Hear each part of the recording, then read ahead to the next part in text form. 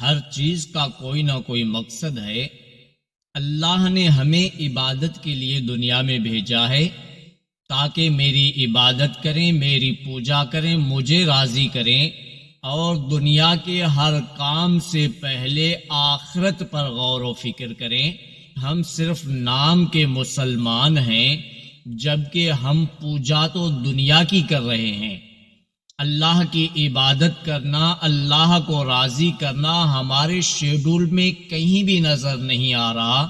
ہم یہاں پر یہ نہیں سوچتے کہ جہاں پر میرے اللہ وحدہ لا شریک نے جس بات سے مجھے روکا ہے، اب میں یہاں پر اس کی نافرمانی کر کے گویا کہ کسی اور خدا کی پوجا کر رہا ہوں۔ لیکن پھر وہی بات کہ ہمیں کیا فکر پڑی ہے کہ ہم آخرت کا سوچیں۔ ہمیں تو دنیا میں کامیاب ہونا ہے، ہمیں تو دنیا ہی چاہیے، ہمارا آخرت سے لینا دینا نہیں ہے۔ اور ایسی زندگی گزارنے والے شخص کے لیے یاد رکھیں، اللہ رحمان نہیں ہے، اس کے لیے اللہ مہربان نہیں ہے، اس پر اللہ رحم نہیں فرمائے گا۔ اللہ کو اس کی پرواہ ہی نہیں ہے جس کو اللہ کی پرواہ نہیں ہے۔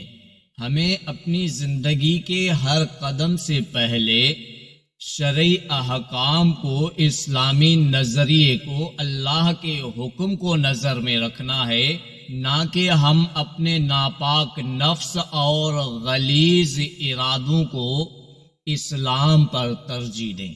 دنیا میں آنے کا مقصد ہمارا صرف اپنے رب کی عبادت کرنا ہے، اس کے احکامات پر عمل کرنا ہے، اور شرعی احکامات پر عمل کرنا ہے۔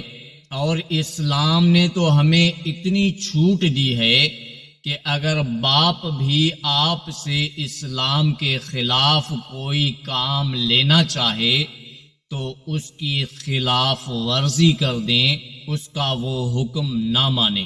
لیکن ہم اپنے ناپاک غلیظ ارادوں کے لیے نہ جانے کیا کیا کرتے ہیں، اسلام کو اہمیت نہیں دیتے ہیں۔ ہمیں اسلام کی، شریعت کی، یہاں تک کہ اللہ کی بھی پرواہ نہیں رہی۔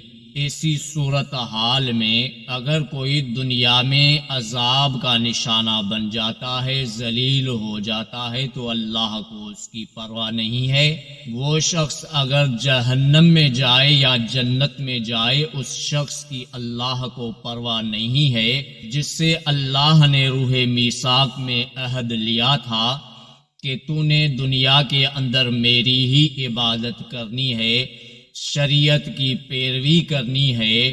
ہم چونکہ اس بات کو بھول چکے ہیں، ہمیں چونکہ ان چیزوں کی پرواہ ہی نہیں رہی ہے، تو اب اللہ کو ہماری کوئی پرواہ نہیں ہے۔